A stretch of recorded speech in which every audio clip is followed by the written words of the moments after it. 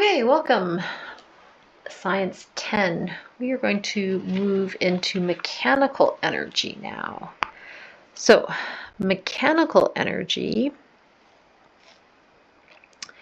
is the energy due to motion and to position.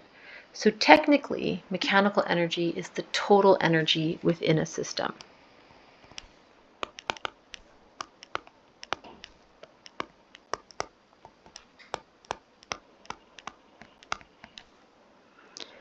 In a system.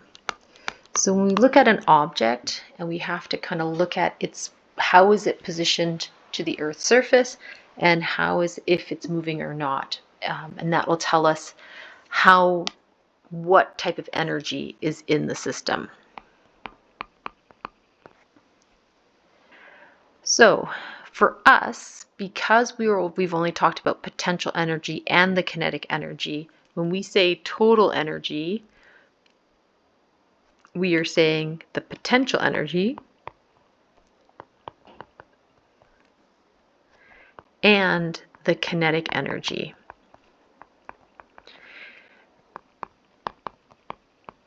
And for us, potential energy right now is just going to be EP due to gravity. Okay, and our kinetic is just the kinetic energy, EK equals 1/2 mv squared. So the symbol that we're going to use to represent mechanical energy is E for energy and then a capital M subscript for mechanical. The unit is still going to be joules, so AJ. Okay. And the formula is going to depend on the type of motion that we have. And so normally for us, when we calculate mechanical energy, we're going to add up all of the potential energy due to gravity plus all of the kinetic energy. And so we have formulas for these. I can then write M times G times H because that's what potential energy is, M times G times H. And then I can add to that 1/2 times the mass times the speed squared, because that is the formula for EK. So the key to these problems is looking at the motion and how the object's moving and where is it positioned. So you're going to take out your workbooks and we are going to turn to B43. Sorry, and I'm a little bit too far ahead here. We're going to start here on mechanical energy, so B43. And we're going to take a look at this first example. So we have a baseball and it's 0.3 kilograms and it's being thrown in a straight line through the air, and it's at a height of 2.5 meters above the surface of the Earth. It has a speed of 20 meters per second.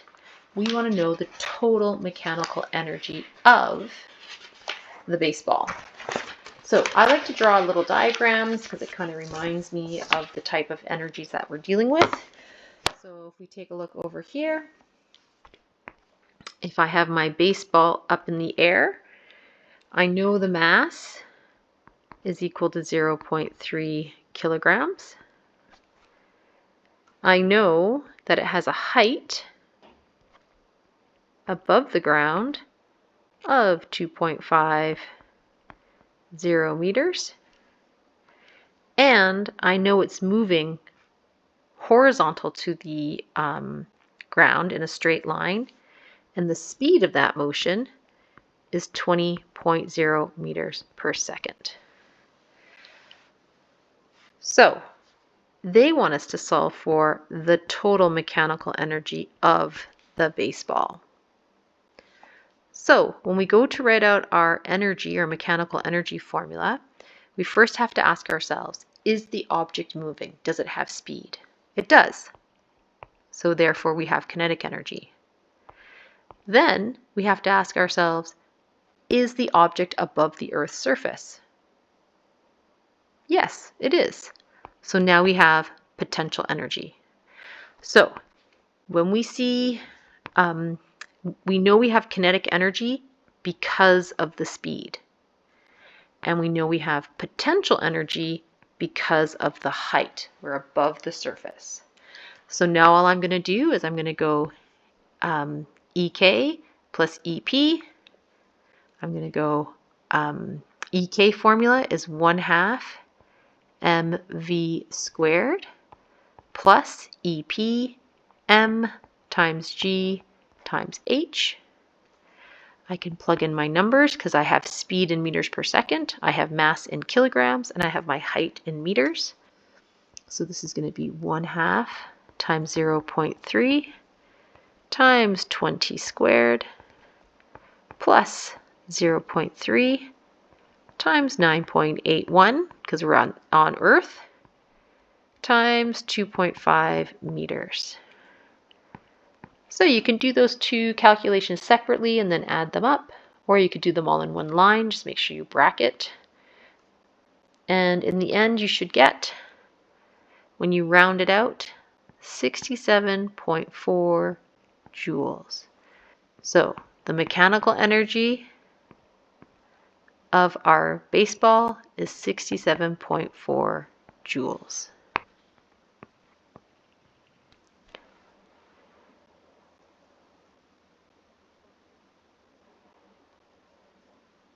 Okay. So in a second, I'm going to let you do the rest of these mechanical energy problems. So at the bottom of page 43, 1 and 3, 4 and 5. But for right now, I just want to do number 2 with you because it's a little bit different. So it'll kind of give you an idea of what kind of problems may come up and how we solve them. Okay, so we are going to do problem number 2 out of our mechanical energy problems. So the Calgary Stampede Marching Band color guard member is practicing tossing her flag up in the air. At the top of the throw, the 0.65 kilogram flag has a total mechanical energy of 40 joules and is moving at 2.6 meters per second. Calculate the gravitational potential energy of the flag. So again, let's draw a picture. So here is the flag. I'm just going to do a circle. We know its mass. Oh, sorry, let me move that out of the way. The mass is 0.65 kilograms. We know it has a mechanical energy, so EM, of 40.0 joules. And we know the speed of the object up here at the top is equal to 2.6 meters per second. And we know we're at the top of the throw, so there's some height. We just don't know, but we're all the way at the top. So there is a height. They want us to solve for the EPG, gravitational potential energy. That is our question mark. So let's start by setting up our mechanical energy equation. So we have speed. So that means I'm going to add EK here. Plus, I have height. I don't know how tall it is. I don't know how high I am, but I am above the ground. So I have potential energy due to gravity. That's my EPG. And that's what they want us to solve for. So in order to isolate for EPG, I'm going to have to subtract EK from both sides of the equation. So just be very careful when you're doing these additions and subtractions that you have to remember that this EM has a positive sign in front of it. Okay, so when I minus EK from the right side, I have to minus it from EM. Okay, so EK is going to cancel out on the right. So now I'm left with the potential energy due to gravity. And that is going to be my mechanical energy minus my kinetic energy. Don't write it EK minus EM. That's a completely different answer. Okay. So just to give you another step, and then you guys can solve it on your own. EPG is now going to be my mechanical energy, which is 40, minus EK. And then you remember that EK, so I'm going to write EM minus. EK is 1/2 mv squared. So just remember here, EK is this mv squared. So if you wanted to, you could solve for EK on the side, and then you could plug it into the equation. But see if you can get the right answer, and they tell you right here it's 37.8 joules.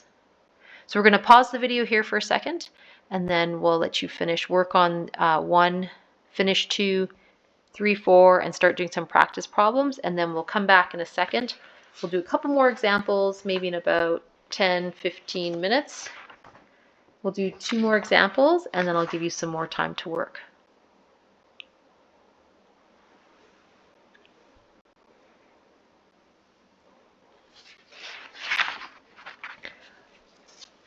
Okay, grade 10. So we are now back. We're going to talk about the law of conservation of mass. So we're going to continue on with our notes. So head back to your notebook. Okay. So just like when we were doing chemistry, we talked about the law of conservation of mass. We also have a law of conservation of energy.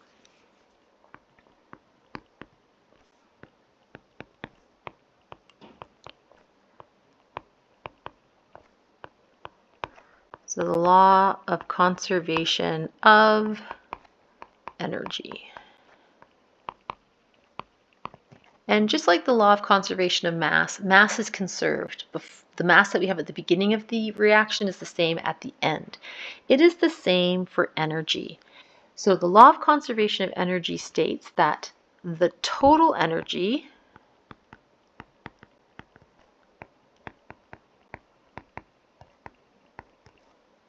in a given situation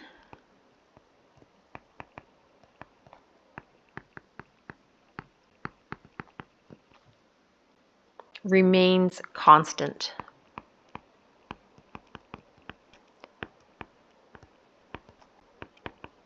So it should not increase or decrease. Now, this is in an ideal environment. So this would be an ideal environment. And when we say an ideal environment, we are saying there is no friction. So when we have surfaces moving past each other, we create friction, and that becomes wasted energy. And it's usually in the form of heat. So we're looking at what we call the kind of like the first law of thermodynamics. Energy cannot be created or destroyed. It can only be transformed. And so we should maintain all the energy in the system, ideally. In the real world, that's not what happens. Okay, so if we take a look at, we can write down here, so this is our first law of thermodynamics. Energy cannot be created or destroyed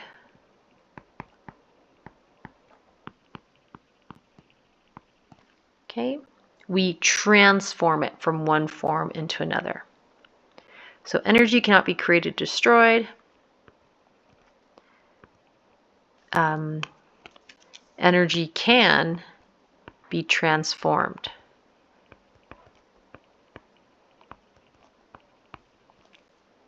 From one form to another. And we'll talk more about thermodynamics in chapter 3. To another.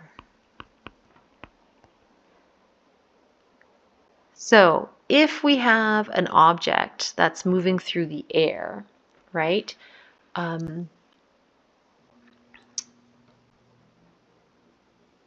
So let's, for example, I throw a ball up into the air. So here's the ball down here at the bottom. I'm going to draw a dashed line to represent the pathway that the ball is going to travel until it comes back down to the starting point. So when I first throw the ball up from the bottom here, so I'm going to have my V right here at the bottom, it is going to be at its maximum. And I'm going to assume that this height is equal to 0. So it's my starting height, it's the origin. So in this first position here, when I look at my mechanical energy, all I have here at the bottom is EK. Because if I was to add my EP to it, because height is 0, that's going to make my EP equal to 0. So when I'm at the bottom of the pathway of motion,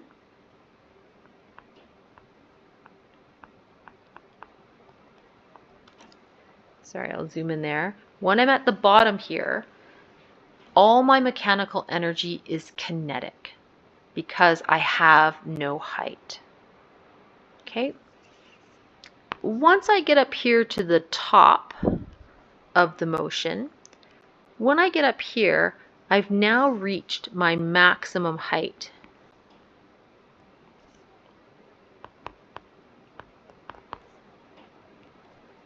Okay, so right up here I'm at my maximum height.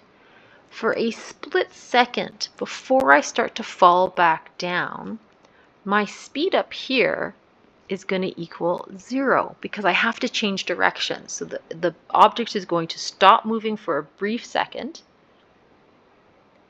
and then it's going to fall back down.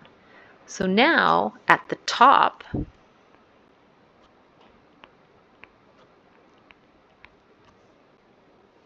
my EM is going to equal, normally I would have I'm now going to have potential energy because my H is at its maximum. Okay, but my velocity is now 0. So if I was to add EK to it, because my velocity is 0, this is now going to be 0. Okay, so my mechanical energy, because it stays constant, if at the bottom I call this mechanical energy number 1, and at the top I call this mechanical energy number 2 because I'm at 2 different locations, because energy cannot be created or destroyed and I have the law of conservation of energy, I know that my EPM at the bottom is going to equal the EM2 at the top. And this is what we call the law of conservation of energy.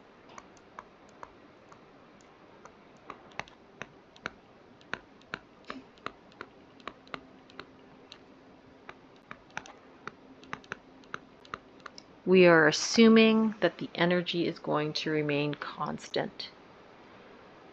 So if we go back and think about what's happening here, when I'm at the bottom, all I have is kinetic energy.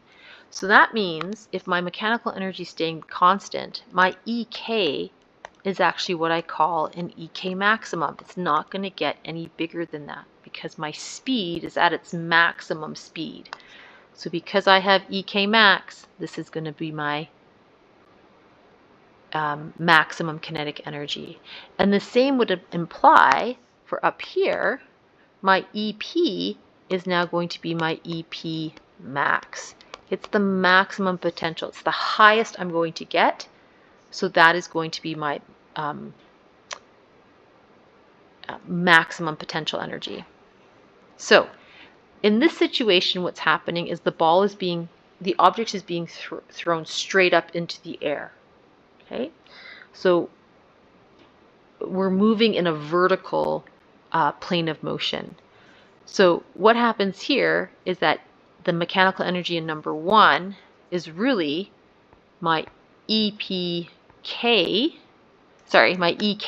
max,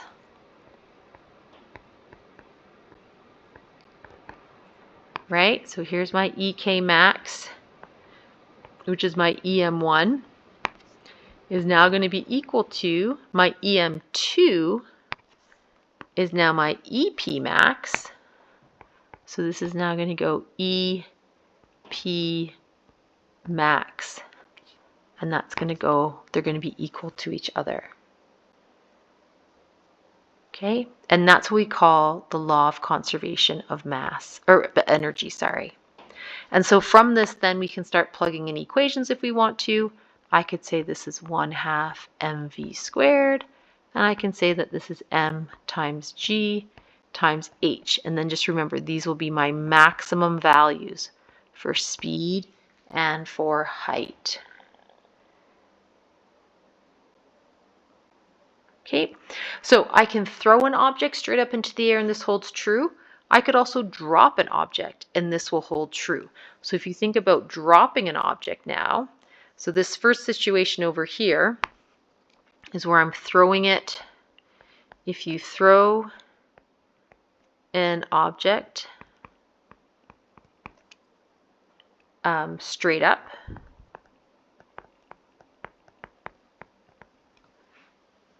but the same would be true. So if this is my first situation, throw an object straight up. The same would be true if I drop an object from rest. So I think we talked about it the other day where if we took our eraser and we held it out, and if we just drop it, it's going to drop from rest and it's going to accelerate down to the ground until it gets to its maximum speed. So if I drop an object from rest, it's the same thing. My object is starting up here. My v is going to equal 0 because it's not moving. I'm not starting with an acceleration. My h will be at its maximum because it's not going to go any higher. It's going to fall down here until I get to the bottom. So now my v is going to be at its max at the bottom, and my height will be 0 because now I've reached that reference point of 0. Okay, so again, we can say up here, this could be our, in this case, this would now be our EM1 because this is where we're starting, and this would be our EM2. So at the top of this type of motion, it's all potential energy. So EP max. And at the bottom, right before it hits the ground, this will be our EK max.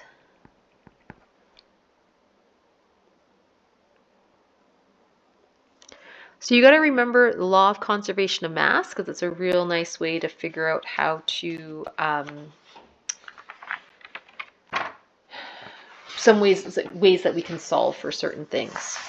Okay, so theoretically then we're going to turn back to workbook page 44 now. We're going to go through 2 examples together, and then I will give you some time to work on some problems on your own, and then that'll be it for today. Okay, let's take a look at example number 2 here. We have a caveman. He's going to throw his spear at the saber-toothed tiger, so we're going to draw the pathway. So let's say we'll make it a little bit more of an angle just so we can kind of see it. If it goes all the way up like this, then it's going to come all the way back down. And our spear is going to hopefully hit that saber-toothed tiger. So if this is our reference point, so this is the height that we started with. So our height equals 0 at this point. Where in the point on his pathway will the potential energy be the greatest, and why?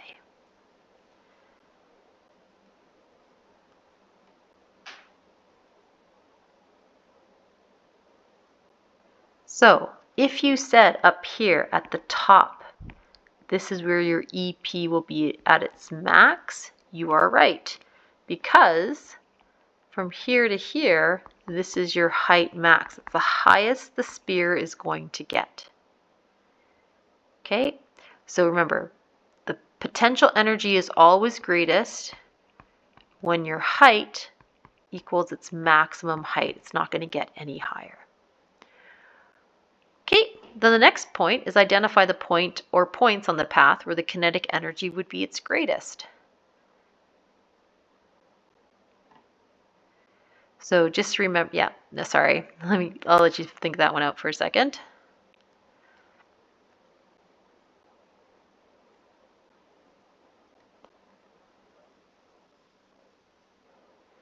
So if you said here at the beginning, your EK will be its max, and right before it hits the saber-toothed tiger, your EK will also be its max. So remember, down here at the bottom, your speeds are always at their maximum. And your height is equal to 0. So when V equals the max, and that's when your height equals 0. And up here, when your H equals the max, your speed will equal 0. Okay, so make sure you think about that. You need to understand where you're going to see your maximum kinetic energy and your maximum potential energy. Okay, so the next example that we're going to do is example number 3, and this is SpongeBob SquarePants. So SpongeBob SquarePants is going to jump off into the deep end of the pool off a diving board that is 10 meters in height. So, oops, let me just put it up here. This height is going to equal 10 meters to the top of the water. His mass, remember, it says up there is 45 kilograms.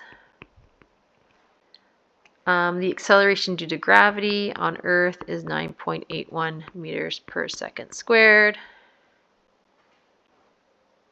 We are going to take a look now at what's going to happen to his mechanical energy.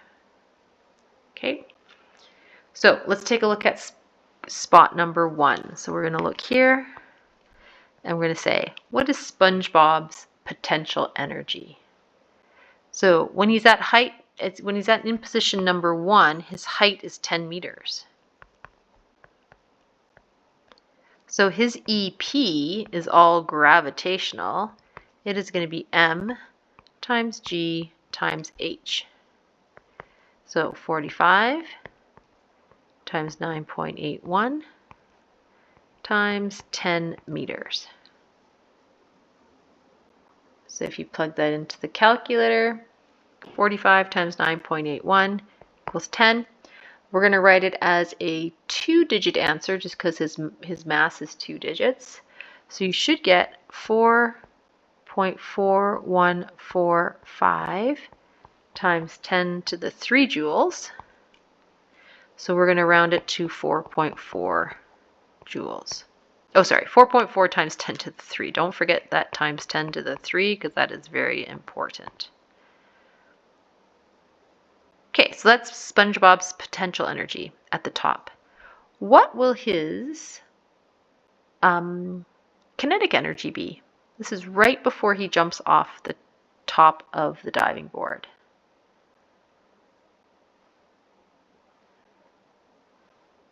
And we're going to call this number 1 here. So his kinetic energy right before he jumps off the diving board in position number 1 is going to be 0.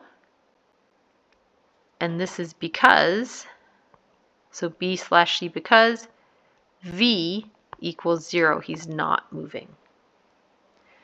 Okay, so because he's not moving there, they want to know what's his mechanical energy. Well, his mechanical energy is going to be all of his gravitational potential energy. Okay, it's going to stay constant. So up here in position number 1, his mechanical energy is going to be equal to all potential. Okay, and this is because speed is 0. So sometimes I like to write it out because you have to think about kinetic energy, and then I'm just going to put a line through it because I know it equals 0. Okay, let's take a look and see what's going to happen now in position number 2. So now he's falling. So as he falls, some of his potential energy is going to now be converted into kinetic energy. So his EP potential, so his potential energy will decrease, and now he's starting to move, so he has speed, his kinetic energy is going to increase. Okay, so when you lose one form of energy, you're going to gain it in another. So now at position number 2, they are telling us that his height is 8 meters from the ground.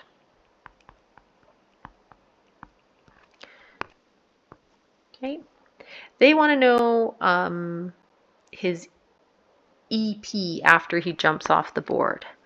So now we're going to look at EP. I'm just going to drop the G's, so we're writing less subscripts.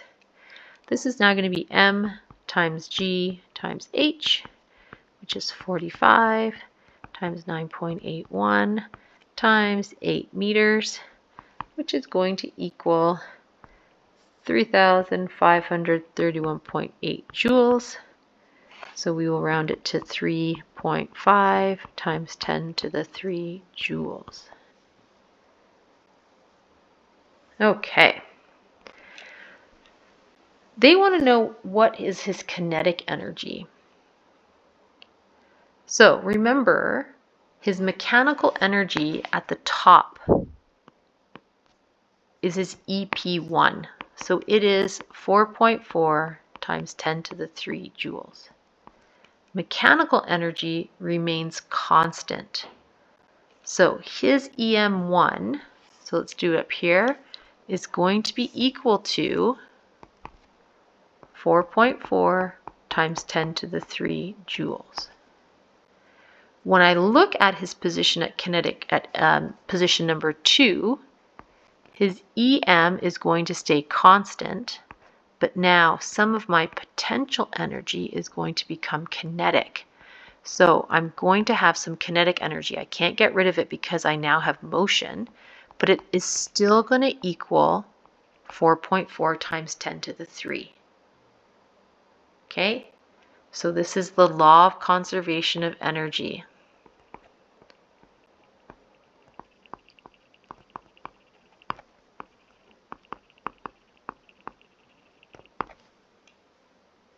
So now, if I look at my kinetic energy at 2, I'm going to say my mechanical energy is equal to my potential plus my kinetic. But if I want to solve for kinetic energy, it's going to be my mechanical minus my EP. And remember, my mechanical is staying constant, so it's always 4.4 times 10 to the 3 joules.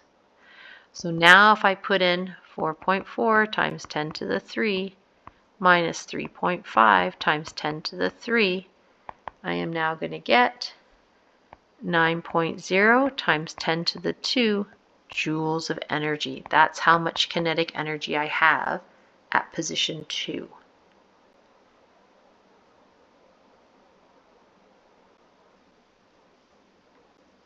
Okay, so the key here is to remember that the mechanical energy is going to remain constant. What's changing as we move down, so as we go in this direction, my EP is going to decrease because I'm decreasing height, and my EK is going to increase because that potential energy has to be converted to something, and my mechanical energy is going to stay constant. Okay, let's try two more positions, and then you guys can have a chance to practice on your own. Okay, for position number 3, he's at 5 meters. So now his height at position number 3 is 5 meters above the pool. So that's this spot here. So they want to know what's his EP. So again, potential energy is M times G times H. His mass is still 45. Acceleration due to gravity is still 9.81, but now his height is 5. So we've decreased the height, so now we should see a lower potential energy. So in your calculator, plug in 45 times 9.81 times 5. And we get 2,207.25 joules. So again, two significant digits, 2.2 times 10 to the 3 joules. What do we know about our mechanical energy? It is constant, so it's still going to be 4.4 times 10 to the 3. That's the total energy in the system. And now when we're at position 3, the mechanical energy is still going to be equal to my EP plus my EK. And that's going to be 4.4 times 10 to the 3 joules. So the only thing we've changed now is we've lost some potential energy, but we should gain it back in kinetic. So again, if I want to solve for kinetic, take his mechanical, which is EK plus EP, subtract EP from both sides, so I get EK equals EM minus EP. That's going to be 4.4 times 10 to the 3 minus 2.2 times 10 to the 3, and I'm going to equal that out to 2.2 times 10 to the 3, which would make sense because we're halfway through the motion. So I should be equal parts kinetic and equal parts potential energy. Okay. Now if we go to the last one, number 4, we've reached the bottom here. So now we've hit it just at 0 meters above the pool. So now when we look at our EM, again, it's going to remain constant. But now if our height here is equal to 0, right, that means this EP, oops, let's not move that.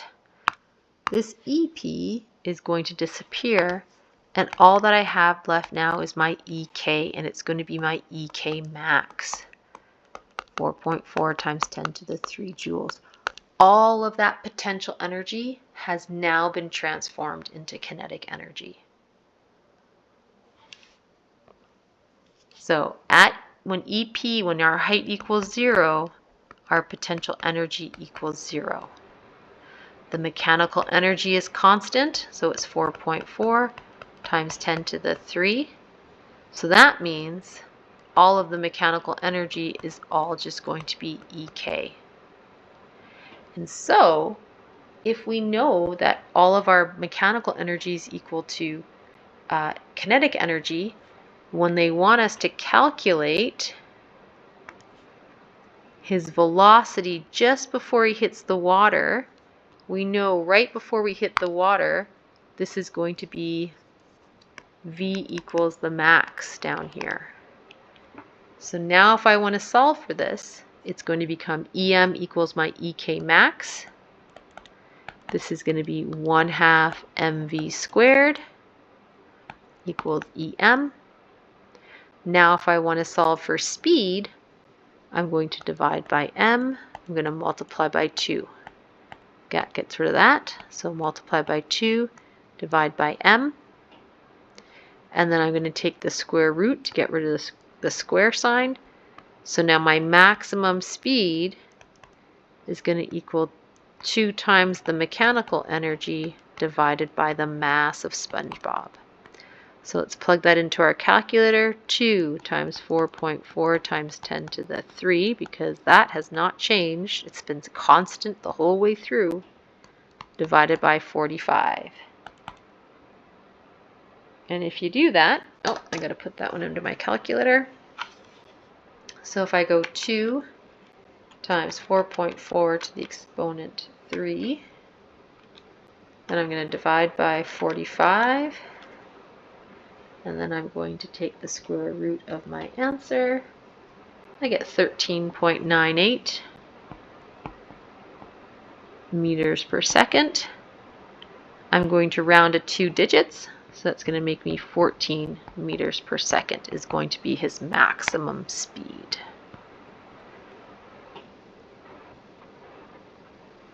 Okay, so what I want you guys to work on now is conservation of energy. So that's these problems on page 45.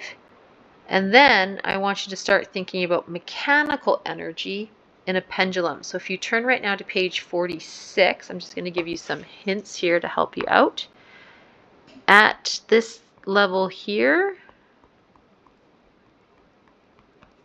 this is your height equals 0. And so that means that at position A, H will be its max, and at position C, H will equal its max. Okay, see if you can fill in that page as well. So I'm going to leave it here, so I want you to finish any of the other mechanical problem questions from before.